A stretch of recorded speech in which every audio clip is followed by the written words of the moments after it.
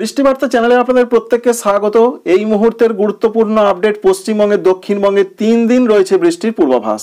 তবে প্রত্যেকটা জেলাতে বৃষ্টি হওয়ার সম্ভাবনা রয়েছে 15 ফেব্রুয়ারি তারিখে। কিন্তু প্রশ্ন জাগছে কেমন বৃষ্টি হতে পারে, সেটাই আপনাদের দেখাবো স্টেপ বাই স্টেপ অনুসারে। প্রথমেই তাপমাত্রা খবর, 3 থেকে 4 ডিগ্রি সেন্টিগ্রেড তাপমাত্রা বাড়তে চলেছে। সোমবার 12 ফেব্রুয়ারি তারিখ থেকেই তাপমাত্রা বাড়বে। বিশেষ করে কলকাতা, হাওড়া, হুগলি, 24 পরগনা, মেদিনীপুরের দিকে আমরা দেখতে পাচ্ছি 16 ডিগ্রির আশেপাশে থাকার সম্ভাবনা রয়েছে। তবে পশ্চিম দিকের জেলাগুলো কিন্তু বাদ যাচ্ছে না, সেখানেও তাপমাত্রা বাড়ছে, লাফিয়ে লাফিয়ে তাপমাত্রা বাড়বে, সেখানেও 14 থেকে 15 ডিগ্রি।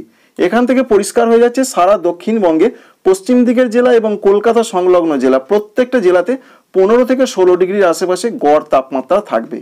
এর মধ্যে আমরা দেখতে পাচ্ছি খড়গপুরের দিকে তাপমাত্রা আরও বেশি থাকবে, অর্থাৎ মেদিনীপুরের দিকে 17 থেকে 18 ডিগ্রি। উত্তরবঙ্গে ততটা কিন্তু তাপমাত্রা লাফিয়ে বাড়ছে না আগামীকাল সোমবার বা 12 ফেব্রুয়ারি তারিখে, কারণ মালদা, দক্ষিণ দিনাজপুর, উত্তর দিনাজপুর, আলিপুরদুয়ার, কুচবিহার এখানে ঠান্ডা পরিস্থিতি মোটামুটি থাকছে। 12 থেকে 13 বা 14 ডিগ্রির মধ্যে সর্বনিম্ন তাপমাত্রা থাকবে, এই রয়েছে খবর। এবং সর্বোচ্চ তাপমাত্রা অর্থাৎ ম্যাক্সিমাম টেম্পারেচার যেটাকে বলা হয় সেটা বাড়বে। এই যে চলতি সপ্তাহ শুরু হবে সোমবার, অর্থাৎ মঙ্গল বা বুধবার থেকে তাপমাত্রা 30 ডিগ্রি অতিক্রম করতে পারে বা 30 ডিগ্রি ছুঁতে পারে এমন একটা সম্ভাবনা। অবশ্যই লক্ষ্য করে দেখতে পাচ্ছেন বৃহস্পতিবারের দিকে 15 ফেব্রুয়ারি তারিখের দিকে 30 ডিগ্রি অতিক্রম করতে চলেছে কলকাতা, হাওড়া, হুগলি, 24 পরগনা, মেদিনীপুর এই সমস্ত জায়গাগুলোর দিকে। তবে উত্তরবঙ্গেও কিন্তু বেশ কিছুটা তাপমাত্রা বাড়তে চলেছে। সর্বোচ্চটা সেটা রয়েছে চলতি সপ্তাহ নয়, আগামীকাল যে চলতি সপ্তাহ শুরু হবে তার মাঝামাঝি সময়। বৃষ্টির আপডেট, বৃষ্টি কোথায় হতে পারে? আলিপুর আবহাওয়া দপ্তরের পূর্বাভাস রয়েছে 13 তারিখে বৃষ্টির সম্ভাবনা রয়েছে। বিশেষ করে মাত্র 4টি জেলাতে দক্ষিণবঙ্গে, উত্তরবঙ্গে কোথাও কোনো বৃষ্টি হবে না। যে 4টি জেলাতে বৃষ্টি আসতে পারে সেই 4টি জেলার নাম হচ্ছে বাঁকুড়া, পুরুলিয়া, পশ্চিম বর্ধমান, বীরভূম। বাকি কোনো জেলাতে বৃষ্টি হবে না। অবশ্যই দেখতে পাচ্ছেন ঝাড়খণ্ড হয়ে বৃষ্টি আসার সম্ভাবনা রয়েছে 13 ফেব্রুয়ারি তারিখের দিকে, অবশ্যই দেখুন। তবে মুর্শিদাবাদে কোনো কোনো অংশে হালকা বৃষ্টি হতে পারে।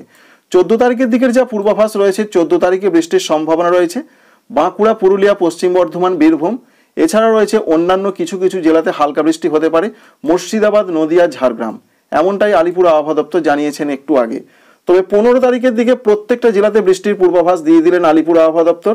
বিশেষ করে কলকাতা, হাওড়া, হুগলি, 24 পরগনা, মেদিনীপুর অর্থাৎ 2 24 পরগনা, 2 মেদিনীপুর, ঝাড়গ্রাম, বাঁকুড়া, পুরুলিয়া, পশ্চিম বর্ধমান, পূর্ব বর্ধমান, নদিয়া, বীরভূম, মুর্শিদাবাদ। সারা দক্ষিণবঙ্গে হালকা হালকা কোনো কোনো অংশে বজ্রবিদ্যুৎ সহ বৃষ্টি হতে পারে 15 ফেব্রুয়ারি তারিখে। অবশ্যই দেখুন সারা দক্ষিণবঙ্গে বৃষ্টির সম্ভাবনা রয়েছে 15 ফেব্রুয়ারি তারিখে, অর্থাৎ 15 ফেব্রুয়ারি তারিখে কিন্তু প্রত্যেকটা জেলাতে কোনো কোনো অংশে হালকা বৃষ্টি হতে পারে এমনটাই আপডেট। উত্তরবঙ্গে কিন্তু বৃষ্টির ততটা পূর্বাভাস নেই, শুধুমাত্র জানা যাচ্ছে 14 তারিখে দক্ষিণ দিনাজপুর, উত্তর দিনাজপুর এছাড়া মালদা জেলার দিকে হালকা হালকা বৃষ্টির কথাই তারা বলছেন, ঠিক তেমনটাই দেখতে পাচ্ছি 14 ফেব্রুয়ারি তারিখের দিকে। তবে 15 ফেব্রুয়ারি তারিখের দিকেও রয়েছে বৃষ্টির পূর্বাভাস মালদহ, দক্ষিণ দিনাজপুরে। এই পর্যন্ত একটা বৃষ্টির আপডেট আমরা পেলাম, সেটা আপনাদের সঙ্গে শেয়ার করলাম। তো বন্ধুরা বুঝতেই পারলেন দক্ষিণবঙ্গে কোথায় বৃষ্টি হবে, কবে বৃষ্টি হবে। এবার যদি অনেকে আরেকটু জানতে চান কেন বৃষ্টি হবে, সেটাও জানা খুব প্রয়োজন। এই মুহূর্তে আসাম সংলগ্ন জায়গায় রয়েছে একটি সাইক্লোনিক সার্কুলেশন বা ঘূর্ণাবর্ত, এমনটা জানতে পারা যাচ্ছে। অন্যদিকে গুজরাটের দিকে রয়েছে একটি সাইক্লোনিক সার্কুলেশন অর্থাৎ ঘূর্ণাবর্ত, এমনটা কিন্তু জানতে পারা যাচ্ছে। অর্থাৎ দুটি রয়েছে ঘূর্ণাবর্ত এই মুহূর্তে এই দুটো জায়গায়, সঙ্গে একটি অ্যান্টি সাইক্লোনিক সার্কুলেশন অর্থাৎ বিপরীত ঘূর্ণাবর্ত তৈরির সম্ভাবনা রয়েছে এই জায়গাতে। এবং কর্ণাটক থেকে বিদর্ভ পর্যন্ত একটি রয়েছে অক্ষরেখা। এর কারণের জন্যই মূলত বৃষ্টি হবে। আশা করছি সমস্ত কিছুই আপনাদের সঙ্গে শেয়ার করলাম। ভিডিওটি ভালো লাগলে লাইক করতে ভুলবেন না। Thank you friends, thank you for watching.